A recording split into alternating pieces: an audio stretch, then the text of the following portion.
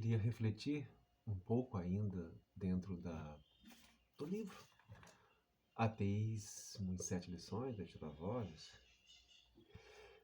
sobre um pouco o processo de criação da obra de um texto. Quando a gente lê depois, a gente sempre fica pensando, meu Deus, poderia ter acrescentado isso, tirado aquilo. É sempre um processo polifônico, há sempre muitas vozes dentro de um texto, embora todo texto necessite ter um fio condutor, um começo, um meio, um fim, ter clareza, mas há sempre polifonias, há sempre textos dentro de textos em contextos bem específicos. E eu gostaria de trazer um pensador que eu gosto, ele é pragmatista, é o filósofo americano Richard Rorty.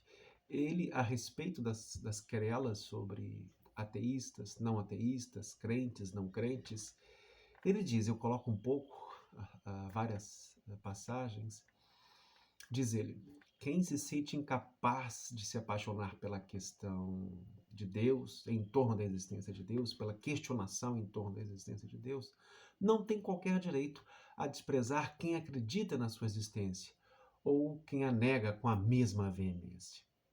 E segue, para finalizar, nem os que acreditam, nem os que não acreditam têm o direito de desprezar os que consideram inútil tal discussão.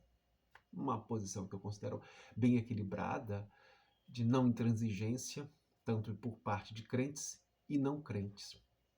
Porque sabemos que há fundamentalismos religiosos e também fundamentalismos de não crentes, de descrentes e irreverentes. Eu também gostaria de refletir um pouco sobre algumas questões com vocês, sobre a questão da não crença no mundo antigo, né? Poetas gregos, filósofos já tinham colocado isso, mas os gregos, né, e os antigos acreditavam nos seus mitos. Mas havia uma certa descrença, um certo incômodo, né, com os deuses, com a ordem do mundo. O poeta Teógenes, por exemplo, no século VI a.C., ele escreveu, abre aspas, um bilhete para Zeus e dizia umas coisas interessantes. Dizia ele, né, na tradução do grego, tu me desconcertas porque não fazes distinção entre o pecador e o homem bom, entre o homem que se dedica a atos comedidos e responsáveis e o homem que comete atos de íbris. Íbris é a grande transgressão do mundo grego, é o homem tentar se colocar no lugar de Deus, ser como os deuses. Isto era punido de uma forma terrível.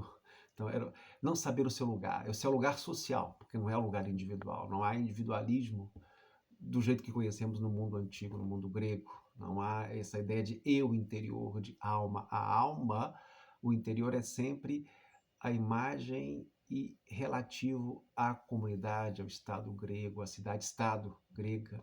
É sempre o cosmo ordenado da comunidade, da cidade.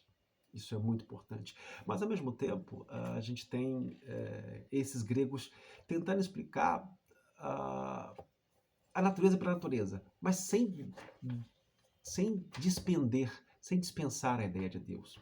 A ideia de Deus, na verdade, né? As ideias politeístas, elas conviviam com essas investigações. Heráclito de Éfeso, né, tem uma passagem muito interessante sobre algo que é cosmologicamente uma indagação, uma pergunta até hoje.